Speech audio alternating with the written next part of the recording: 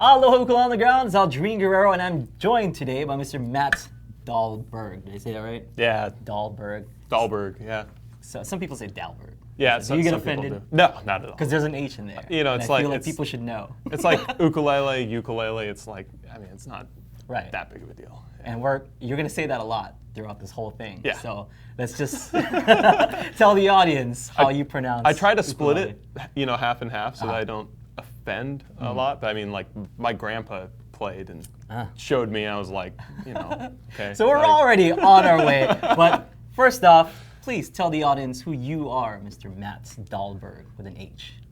Yeah, my name's Matt. I'm from Seattle. I've been playing the ukulele for I don't know how long now. I got one when I was about 14 or so, Okay. about Like 12 years or 16 so. now? Yeah, 16 and a half. No, and then the last 4 years I've been teaching it full time for a job. I've got students all over the world that I've gotten to work with, and I'm here on Hawaii to do a video series course for Ukulele Underground. And, Right on.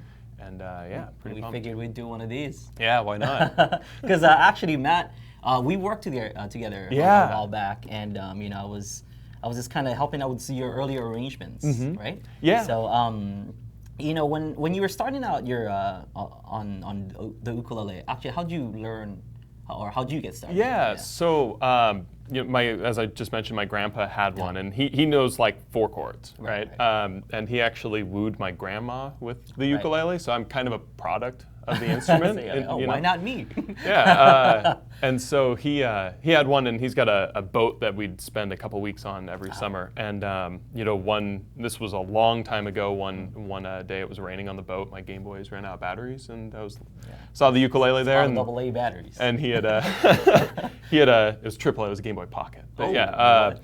But there's a Teach Yourself How to Play Melbay book, and so I opened it up, and I was like, oh, cool. I could play a chord, and then, oh man, this is sweet. And so every year when I went up, even if I had those batteries, even when they went to rechargeable, I ended up keep on playing with the ukulele and picked it up. And then, one year, a few years later, when I could play just a couple chords, it's like, screw this, I should buy one. And so I went to a music store, bought a little soprano, and played that for a while, and then give us an idea of how tall you were when you started the ukulele. Oh, yeah. Because you said you bought a soprano. Yeah. That looks like a little toy in your hands now. Yeah, and so I was, I was like 15 or 14 or maybe a little younger when I got that first. So I was pushing 6 feet at that point, anyways. So it was very small, and that was actually one of the appeals. Was like, I could literally carry this in one hand, and.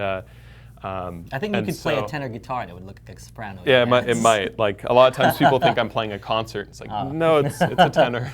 And so, I got that little uke, and I played that for a few years, and then I got introduced to like Jake Shimabukuro and that While My Guitar Gently Weeps video and everything. I was like, oh, this is really cool. There's a lot that can be done, and I kind of got obsessed with the instrument, and that was right around. The true obsession started right around when you started, and I still remember the day I found it, surfing the web, and it was like, this is what I've been looking for. This is it, and joined the forum, and started posting. Learned so much from that community, from your videos, from all these different things. Thank you. So before we get into the Ukulele Underground story, let's show the audience what you can do. So let's play us a song. Cool. What do you want to start with? Yeah, this is a song called "Weekend with You." It's one of the newer ones I wrote, and it's kind of just a fun, lazy weekend song. Yeah, let's hear it.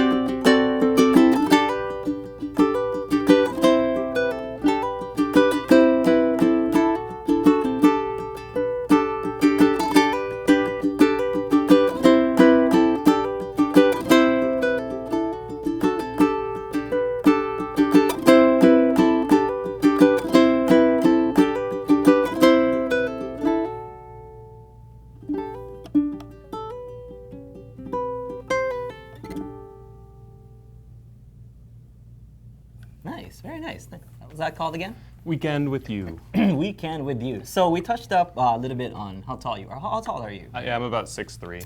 All right. So being 6'3", I've noticed that you like a lot of those voicings that do a lot of stretches and stuff. Show us that stretch that you did in the middle section. There. So it goes from gotta play the right chord there, which is an A9, and then it moves up, and from there it goes to a G chord here, and this is like one of my favorite voicings on the ukulele.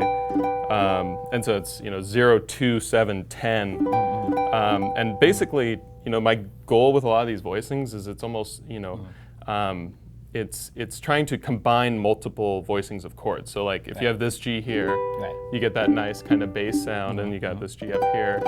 It's nice and high, but they're both kind of lacking. Yeah. And so when combine them. And it's big like hands. A bridge between the two worlds, of two inversions of G. Yeah, and so whenever I'm working with students, I call them situational chords, and like, if you're playing like a G minor 7, for instance, doing something like that, or a D minor 7, a lot of different chords can be played. Situational meaning it's not something that you would always use. Well, and really like the biggest reason is you can't move it. So like if you learn most chords, you can move them, right? Like if you play a C chord here, you can bar it and continually moving up. There's a lot of open stuff on that chord.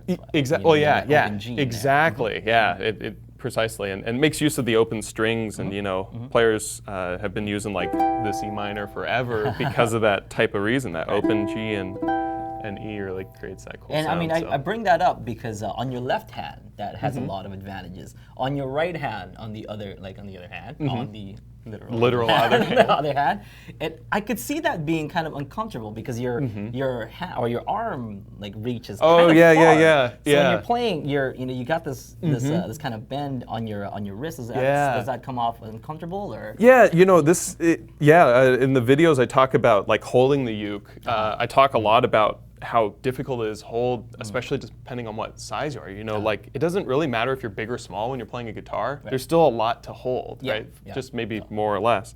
But so when I'm strumming, I'm strumming up here, and my arm I think is brought back. I think yours kind of goes, a little bit more up in. And then when I'm picking, to really what I think is kind of the best form I've seen, like that John King style of finger picking. My wrist come out because I want that angle with the fingers. So it does make it a little difficult sometimes to go back and forth. But I haven't had any like tendinitis or anything. Double-edged sword. Yeah, totally. So you mentioned in the videos. So what videos would that be? Yeah, the course that we just worked on cool. here so for here Ukulele on Ukulele Underground, you've done a course with us. So tell us more about that course. Yeah, so I've been teaching for a long time, and the number one thing I get asked is like how to strum, right? And especially when you don't have kind of a sense of natural rhythm, which I mean, we worked on lessons for a while. You can attest that my natural rhythm is not the best. There's a rhythm. And so this course is really kind of designed to help anybody that's struggling with rhythm, just like I did when I was learning. And so it starts from your basic strumming, talking about the concepts to really help break down strum patterns and identify with them, and if you haven't before, and then goes into a second course which is not so basic, literally called the Not So Basic course. It's not hard either. It's just chunking and all that good stuff with a lot of example patterns. So this is pretty cool, for us as well, because you've been a longtime member of Ukulele Underground, and now you're part of a series here in Ukulele Underground. So tell us, your time at UU, because you were there, a while back, and then you kind of branched off to your own thing. So tell us about your time at Ukulele Underground. Yeah, well, the forum was just amazing, right? To be able to like communicate with other members, and when I was in college, my only responsibilities in life were really like go to school and then come home and play ukulele, and UU was my homepage, right? I mean, Well, go to school. Yeah. So I brought the ukulele to school. That's why it was so cool, and so I haven't been as active on the forums, and that really just has to do with bills to pay and because he goes to school a lot, and that's why he wasn't on the forum, kids. He was always stuck to school. Now he has his degree. I have a degree. Yes, I have a degree. So show us another another song. Yeah, so I'm gonna work on a picking piece. We just talked about that awkwardness. Yeah. Let's see that. And so this one's called Christy's Walk, and I actually wrote it for my wife, and she walked down the aisle to it. So that was her idea. That's where the name came That's from. cool. So I'm guessing her name is Christy. Oh no, it's actually yeah. Shout out to Christy. It's Christy. Dahlberg? Yep, Christy Dahlberg, shout out. So we're actually expecting a baby this fall. Oh, congratulations! So, Shout out to future baby Dahlberg. All right, man. All right.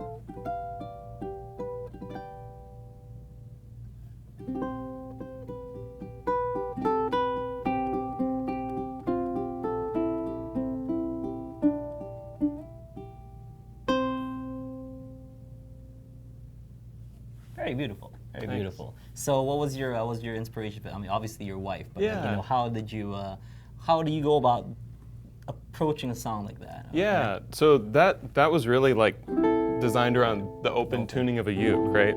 So that what we call either an A minor 7 or really in this case like a C6, right? So, and the reason they've got different names all depends on kind of the connotation that's used, right? And How you're so, using that chord.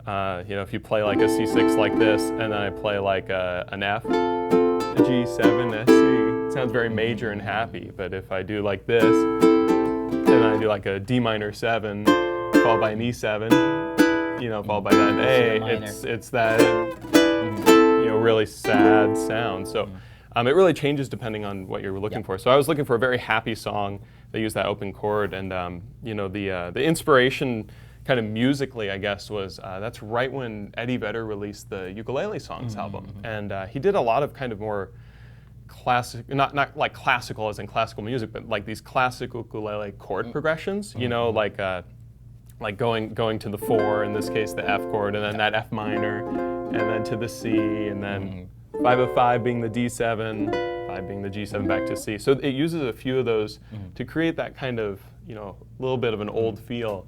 And then for the voicings, I was actually in college still when I was writing the song, and originally the middle section was like,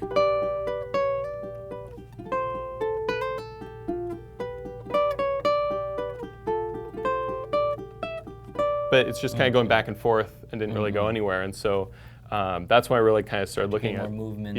looked at bass lines basically, even though it's not a whole lot. Right, it's good bass because to it work. kind of dictates where the rest of the song is headed to. Yeah, and so that's where some of those stretches came in to like.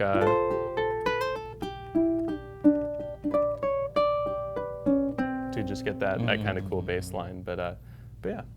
Cool. So let's jam something together. Yeah, right? cool. Let's do just some 12 bar. 12 Okay. bar blues? Yeah, What key do you sure. want to play in? Sounds good. Let's do A. Why not? Why not? Why not? Why Kids, not do the most when calming asked to key play, on a ukulele? asked to play blues on a ukulele. Answer is always A. Yeah, well, the guitar, it's E, It's right? E, yeah. Yeah, so Basically the same embrace thing, right? embrace the The simpleness. simpleness. I I was gonna say the stereotype, but yeah, no, simpleness is probably more correct. Stereotype sounds negative. Oh yeah, It's I didn't simpleness. mean it. Yeah, stereo's in 2, which is better than 1. So Yeah, it's All right. monotype. All right, ready? yeah. One. Oh, You- let's how You about want- you you set wanna the, take set it the rhythm, first? set All the right. rhythm. 1, 2, 3, 4.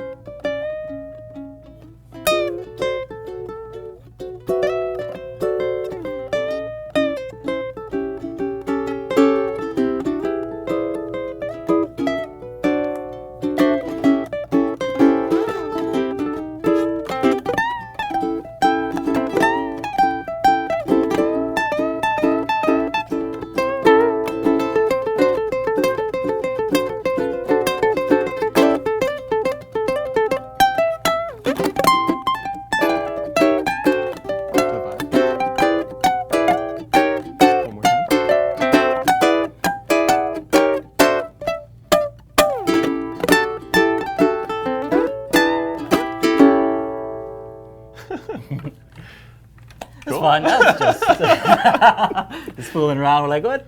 I guess we stop it now. Matt's like, let's just go back to the 5. All right, okay, cool. That's one of those 30-minute jams. Yeah, well, That's one of those 30-minute jams. So exactly. I know we worked together in the past and stuff, but we haven't really sat down and and worked or played together in a long time. So do you have any like questions? Yeah. For me? I know you were asking me earlier. Yeah. You're like, when we do this duos, like I have all these questions. So. Yeah, and everyone kept yelling at me, save these for the duos, stop asking. Well, yeah, like one of the, soloing is like one of my weak points as a player, and you really helped me like more than anything with that for 2 big reasons. The first one, which is the biggest one, which is still the hardest for me, is trusting to hear what you're doing and just like doing it. And if it sounds bad, who cares? Just do it until it sounds good. Yeah. And then the other thing, which has helped me a ton, is like these pockets, basically, of spaces to solo within. Like especially because of my background with like going to music school. It's like, and in a blues, you've got a couple different scale options. You can play your A blues scale, which is just an A minor pentatonic with a tritone, or your A mixolydian scale. See, I'm falling asleep saying this, right? And you're overthinking it, is what it is. Well, exactly. And so I'd be sitting there. It's like, okay, A. Well, where's the lowest A I can play on the C string? Right. Okay, and now I'm going to play my A mixolydian scale, and solo there, or my A pentatonic blues, right? And that's where I was like soloing, and then I'd watch players. It's like, well, wait a minute. There's like, the whole ukulele I'm not using. And so you kind of showed me that, starting at a different point is totally fine. Yeah. It doesn't really matter where you start. So I mean, like 90% of the solo I just did was right here because it's a place that I'm now more comfortable with. You're familiar with. Yeah, and I like the sound so much more than there. So now it's just, it's a matter for me to continue branching out and trying to learn those different areas. Well, when thinking solos, actually, what I like to emphasize is the melody line. So even though you're soloing, it has to have some kind of melody line to it, because a lot of players will just solo and will just play as much notes as possible, and then it doesn't really come off as anything but just playing a bunch of notes. So, the musicality can't be lost. Yeah. It has to stay there. It has to still be melodic. It has to have a purpose. Each note has to have a purpose. So sometimes it's the notes that you're not playing that actually makes the biggest of difference. Of course, we could play on and on, but knowing when to stop playing, knowing when to kind of just follow, or when to let the note ring out. That's like that's more important sometimes. Like in soloing. I think it's Charlie Parker, and if I'm wrong, then I know I'm going to get flamed for this. But I think it's Charlie Parker. In the comments. I think it was Charlie Parker that said the notes you don't play are as important as the ones that you do. Most definitely. Actually, when I've got a student learning how to solo, that's the first thing I say is you're making up a melody on the fly, essentially, and repetition is important with that. And the problem with it is you feel more isolated when you're doing that. Like if you're soloing and you're over the chord and you just go, like I got to do something else. Right. And you don't have to. Exactly. You don't have to. You could just do it again. Right. And now it's like a thing, and you can go off from there. And you got guys like B.B. King, who's like the master of like playing one note and just like really squeezing out like a lemon, all the emotions out of that note. And that's that's how much musicality he has. Like he can do that one note and make it just sound go like, forever. Now, who are your main musical inspirations for this type of style? I'm hearing some Hendrix in there. I do a lot of Hendrix, and Hendrix is because I do a lot of strum stuff. When I do strums, the Hendrix comes out because he does a lot of the mutes with the thumb. So I do a lot of that.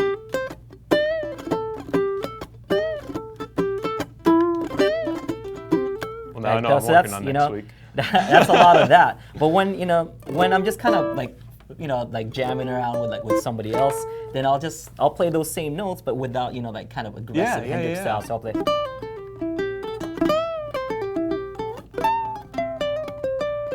And do stuff like that, but it doesn't have to be fancy, because that's not what we're going for. We're trying to go for just nice, easy blues kind of jamming thing. We're not at Carnegie Hall trying to impress like a million people. We're just having fun. And And other people that that I like to listen to, of course, you got guys like Steve Vai, who can who's really good with emotions. He I was listening to his spiel on what he calls alien love secrets, and that's what that is trying to come up with riffs for every single situation. Just like in video games. I know you play a lot of video games. When Mario jumps, there's a sound to what Mario sounds like when he jumps. When he falls down, there's a sound. Same thing that Steve Vai does in his Alien Love Secrets, where like there has to be some kind of sound, and you're telling a story using using your solo. So my solo, for this particular jam that we were doing, I just started off like really really simple with that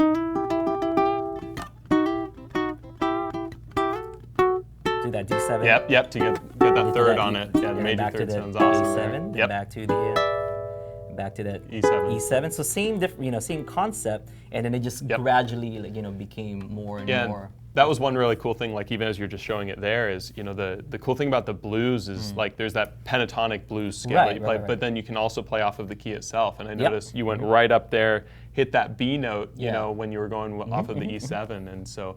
Now, are you thinking about the chord when you do that, or is it more of like a feel of both? I mean, like I have, I mean, not as much as you, someone who went to school for music and stuff, but I do have some knowledge of like music theory and whatnot, but I don't. It's got more than some.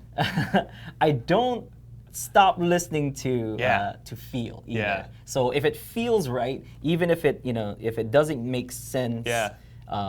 Musically or like music theory wise, if it doesn't make sense, or if my music theory knowledge just isn't that that good, if it seems like or feels like it's gonna sound good, I just play it. And if it doesn't sound good, the right note is always one bend away. That's true. Yeah. So if I play that B and it didn't match because you would normally go to that C, right? I can just bend that B to make it a C. It's jazz. There you go. Play whatever you want. Well, you play one note wrong, it's a mistake. You play one note wrong twice, and it's jazz, right? Yeah. My old music teacher told me that like there are no wrong notes, just wrong choices. Yeah. That's cool. Yeah. So you either make a good choice or you make a bad choice. Yeah. Do you have any other? Yeah, well, I mean, so when you're playing through this, one of the big things is you just talk about music theory and the feel, and what's the biggest thing I've learned from music theory is it's just this like written way of for people like me to understand what some people just feel and hear, and so like if you're ever like contradicted with music theory to a sound, the sound overrides it. Yeah, like I mean, all that music theory is there to do is help create those good sounds when you can't just hear them. But especially, like the blues is kind of a nightmare for music theory because it does all these things that shouldn't work. That devil's note. And but the tritone everywhere, tritone, right? Yeah. And so, it's so that was kind of an eye-opening thing for me, especially when we started working together, because I was in school at the time. I was learning all these things of this is what you do, and then I'd watch Aldrine do it, and it's like he did something different, but it sounded awesome, and you can. Using theory, you can eventually justify everything, but sometimes you just got to be like, it sounds good, do it. So. Oh yeah. Too cool. So you've improved a lot, since we last jammed. Even like just with jamming and stuff. How would you practice? Because a lot of people ask me like, how I know what I need to do, I know what I need to work on, but how can I take myself and then like elevate like what I already know? Like what do you work on when you practice? Yeah, it's kind of funny because I've been teaching so much. It's kind of come into practice time, a bit, in terms of I used to get to practice a lot more than I do now, but it's kind of cool because in a lot of ways sometimes these lessons are practicing, and so it's fun to get students of different levels because then I kind of think, oh man, what is the best way to practice that? How did I get there? And so. If I'm wanting to like play along with something, I've got this app on my phone called iReel Pro, and it's like a real book that you can type chords in, click play, and it's got all these different sounds. But when you put that on, you're just listening to yourself play with a backing track. And so, I've kind of gone through I had a Hendrix phase a couple of years ago, and it's been a bit of Eric Clapton unplugged, more recently. And so trying to listen to those players and find something that there's like aha, things that they play where it's like that I want that sound, and so for that soloing type of stuff. But for practice, the uke's kind of just makes its way in my hands, and then I kind of forget I'm playing and Do you listen to other instruments like for inspiration and then trying to put it into yours? Yeah, I think my biggest musical inspiration is Tommy Emmanuel. And so, because up until, I saw him live a few years ago, and up until then, I basically only listened to ukulele music. So I listened to like you and Jake and James and all these players, and that was like my music library that I listened to.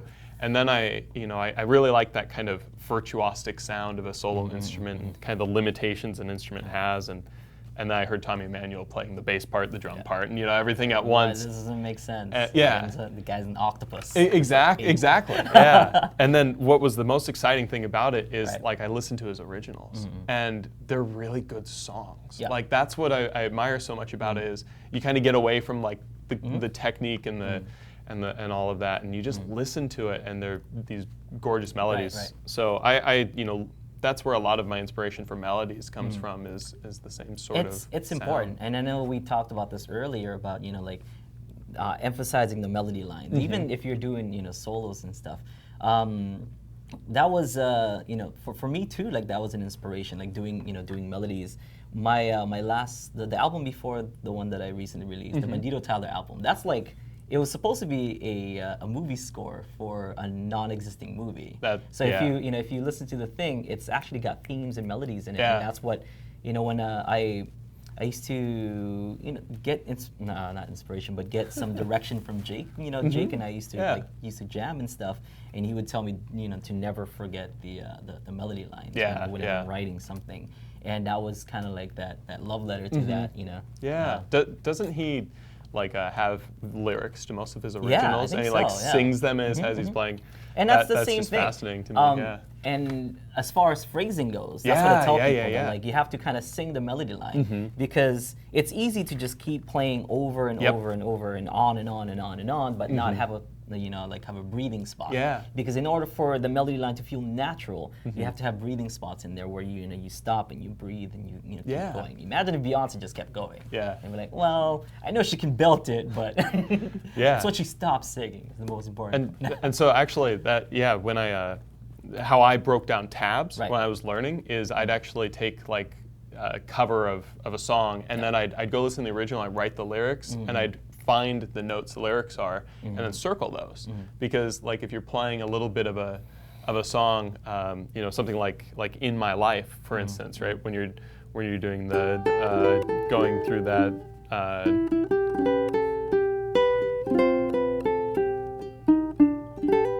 the melody is not where it's like these strum. It's really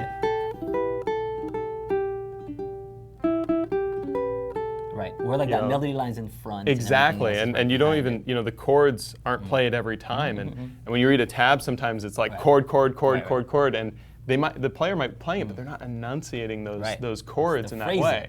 Phrasing. Exactly, it's those melody notes. So that's an exercise I do. You can a lot. play a million notes in one measure. Yeah. But you'll actually make more of an impact by playing one note correctly. Yeah. And so as far as phrasing, how did you go about practicing something like that? Because when you read the tabs, and I know when you started out, you learned through the tabs. Yeah. So how did you bring those tabs alive? Because I know it. You can just read it, and it could really be a robotic feel. Exactly. Because you're just reading the notes, right? So how did you learn to take that and add some expression behind it? Yeah, well, when it was tab stuff, I'd learned just enough to get a little bit of muscle memory on a part, like a section, and then I'd click on a recording that's based off of and listen and play along over and over and over until it was like, oh, okay, it's starting to sound, more like this is supposed to sound, and then once I had that all the way through the song, that's when I'd really try to think of the lyrics myself, and because sometimes an artist like with covers I know I do this is sometimes I add a note in there or I leave a note out because it's kind of like that artistic license, right. I like it there, but if someone were to be learning that song and learn it that way, they might enunciate a different note louder based on what I was playing, and you're getting further removed from the original melody, and so lyrics are really what and syllable counts. That's what's great about expression. I mean, just like how no two humans are can feel the same exact emotion and feeling. Same thing with music, someone else might feel it a different way. Yeah. So it's good, as far as individualism goes, you Yeah. have your own kind of sound. Do you have any last questions? Yeah, for well, me so before- so like when you're writing a song, Sure. and this is something I talked to Jake a little bit about once. His process was he'd write just the melody and then kind of go from there. What's kind of your process, especially because you sing as well? Do you usually start with the lyrics? Do you start with the melody? Whatever comes first. I mean, it's what serendipity. The inspiration, yeah.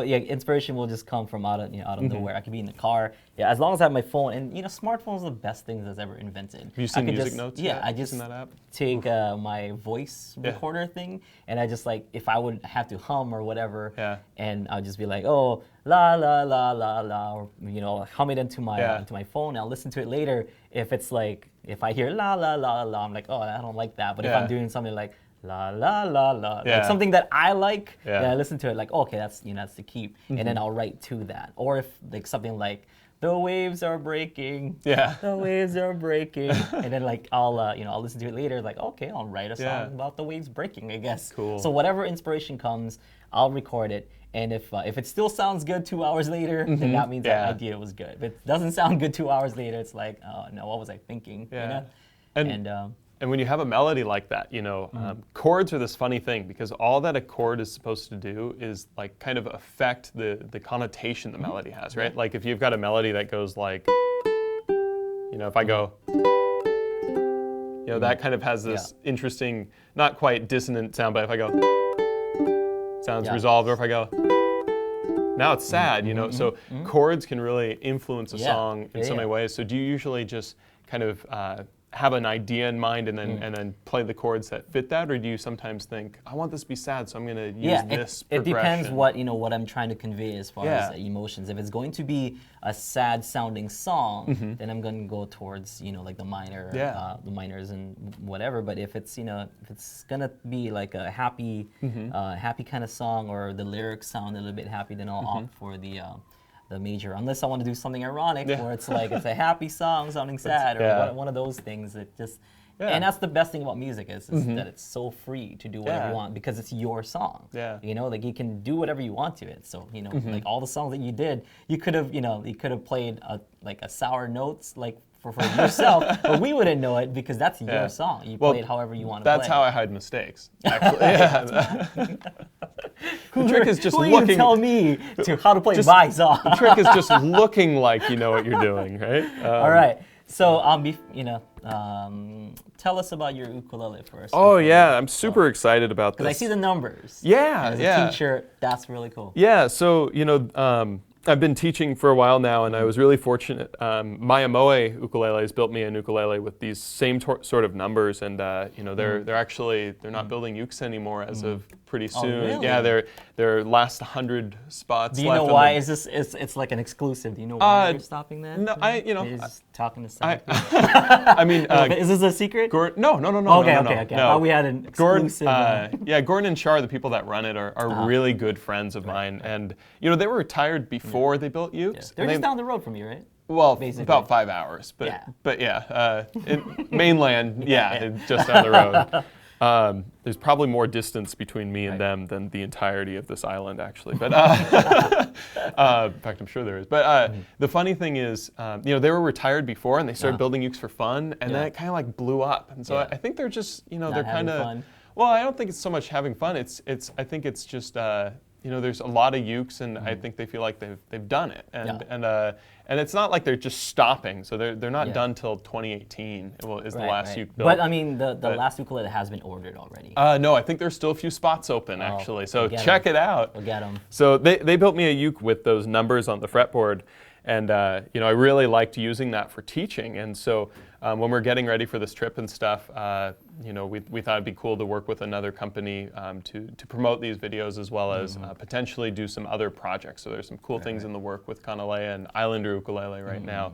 And Joe over there, when I talked to him, said, well, it's about time we got a uke in your hands, because I've known him for a few years, and through you and everything else. And so they wanted to build me a new teaching ukulele, especially because my Moe is not building ukes anymore, and I really like promoting a company I believe in. It's actually pretty funny because there were 3 companies I always tell people to buy when they want a really nice uke. It's more beta, and that's like if you can get on his list now. You have $15,000 somehow. They weren't that much when I started using his ukes, but and then Maiamoi, because I think their customer service and the whole experience is so cool. Yeah. And Kanalea is the K brand I always recommended. Only Hawaiian brand, which is surprising. I mean, other than Chuck Moore, he's also Hawaiian. I don't want to. Yeah. Like Chuck Moore's gonna claim us. Like, I'm from Hawaii, man. I'm like, no.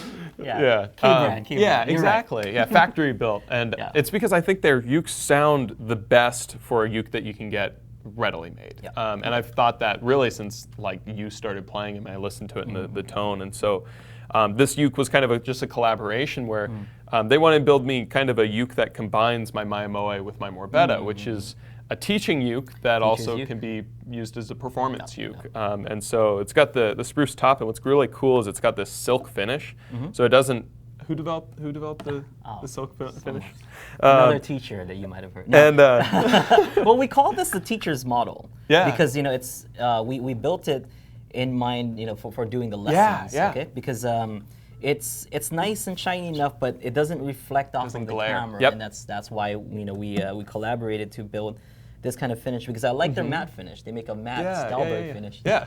Make a matte finish, but it's doesn't protect. I don't like the sound that it made when because if we're gonna record a thing, you're gonna hear all those all those sounds, and I still like showcasing the grain on the ukulele. Yeah. So I figured just take whatever finish that he was doing on my fretboard or in the back of my fretboard, because it feels pretty good, and use that for the entire ukulele so it doesn't glare. So my Maiamoi was purposely I had it was sycamore, so it was a light wood like that, because when you're as pale as I am, when you have like the contrast of koa, it actually is a little weird with the curl and everything. So a plain white wood actually shows the hand best. And so the sycamore did that, and it was a matte finish on that as well, which really helped not having glare. So when he mentioned the silk, I was like, and so silk finish. So it's got the spruce for that reason. And the fretboard inlays are actually done in sand, which is just like the coolest thing I've ever heard in my whole life. I mean, Hawaiian sand in my uke. And of course, I had to go for the Aldrine Jake Shimbukuro, big blocky headstock that I've always wanted. And this is actually the last video you'll see with these tuners on there. I'm getting some Gilberts on there. You made a mission to bring the Gilberts. Yeah, I brought Gilberts with me. Showing up at Joe Souza's door. Joe's picking me up from the airport tomorrow. So take off these tuners and put these on. So, but what I've been most impressed about is, like this soundboard, the combination of finish and everything. Like when I play a note and it's like a built-in whammy bar. It just really, resonates. And the pickup system in these is just awesome. Like that's been my biggest battle with all of the ukuleles I've basically ever owned is getting a good sound with the pickup. You can dig in. There's 4 individual crystals in there. We'll handle. And this string is actually loud. You get a weak A string on your other ukuleles? I mean. Not to put down all your. No. Whatever. Yeah, it's more balanced on the. Because it gets the individual balance. The C always seems to just drive a little harder, and with this, it's very balanced. So because it's not an ukulele thing, it's a pickup. Yeah. Also, the saddle helps a little bit. Yeah, and you can compensate in different ways. And the funny thing is, when I'm playing acoustically, my Morbetta ukulele is that's my soulmate of an instrument, type thing for a sound. But you're seeing other. I know it's actually it's becoming complicated. It's a complicated relationship with Joe. Yeah. But the way I kind of think about it is, it's, and I'm sure you know this better than anyone, is sometimes you forget why you play the ukulele in the first place. And it's like a job, and then you forget how much fun it can be. You ever had that, where it's like you go a day of playing, and then you put the uke down, and then you realize I didn't today. and I didn't just sit and play it for me, and so that's kind of what the Morbetta has been for me. Is I purposely don't use it with anything productive. I just it's I want to sit and relax, and so this uke has been really nice for that too, especially on this trip to just sit on the trip and remember why I played it in the first Yeah, place. good. Fall in love with the ukulele all over again. Every day. Cool. So, do you have any final messages for all the Ukulele on the Ground members out there? Yeah, be sure to check out this course when it goes live, hopefully sometime in the fall. And I actually just made a CD too, which will be available now, and it's called Dragonfly, and it's available on all the major things. Nice. Do you have any advice for all these upcoming ukulele players? Yeah, just play a lot. It's one of those things where the ukulele has lots of different challenges, and as you overcome each challenge, it's not that the next challenge will be easier, but the fact that you overcame it is such a sense of accomplishment. It's almost like this mini high of, I want to do this again. I want to get that feeling. And so just keep playing. And I just spent a lot of time playing, and anybody can play this instrument. Like, I truly mean that. I've got a student who's actually my landlord right now. Kind of a funny thing. He's in his 70s, right? Okay. First instrument ever. His fingers are like this big or something. He's playing John King finger picking style and going through middle parts of the book. It's just awesome. And so it's so cool to see people overcoming these challenges. Anyone can play it. Any age, any level. It's really cool. So. Yeah. Cool. So you want to play us out? You want to play one last one? Sure. I'll play the title track Dragonfly from my new album. Cool.